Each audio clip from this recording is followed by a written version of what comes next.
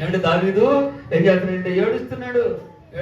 తర్వాత దావీదు ఏడుస్తా ఉన్నాడు, బుద్ధి వీడిపోయానయ్యా, నీ సన్నిధిలో ఉండలేక, ప్రార్థన చేయలేక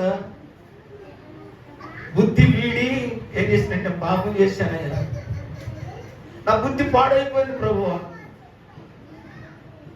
నా బుద్ధి పాడైపోయింది, నేనేం చేయాలో తెలియక, నేను యుద్ధం చేయాల్సిన సమయంలో, ప్రార్థన చేయవలసిన సమయంలో నేను పాపాన్ని జుర్రుకున్నానయ్యా, అందరూ వెళ్ళి మందిరానికి వెళుతుంటే నేను ఇంటికాడ పడుకున్నానయ్యా, అందుకని ఏమైందంటే ఇప్పుడు నేను పడిపోయానయ్యా. ఈరోజు పిల్లలు పడిపోయావా? నువ్వు పట్టుకోవా? నువ్వు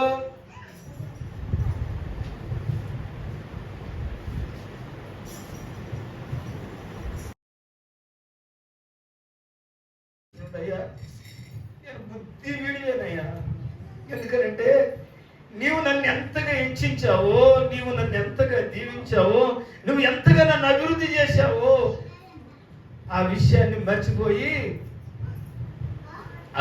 నేను మర్చిపోయి ఏమైపోయానంటే ఒక పాపానికి లోబడిపోయానయ్యా.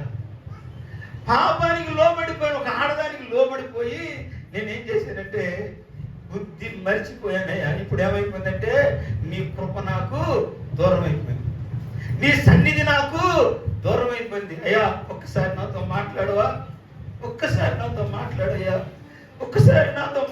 నా బ్రతుకు నేను బాగు చేసుకుంటానయ్యా, ఒక్కసారి నన్ను దర్శించయ్యా, నీ కృపసాలయ్యా అని దావీదు ఏడుస్తాను. నువ్వు ఏడుస్తున్నావు సహోదరుడా?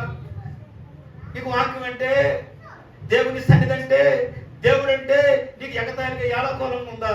లేదు సహోదరుడా. దేవుడు నిన్ను మర్చిపోతే నీ జీవితం ఏమైపోతుంది తెలుసా? అంధకారం అయిపోద్ది.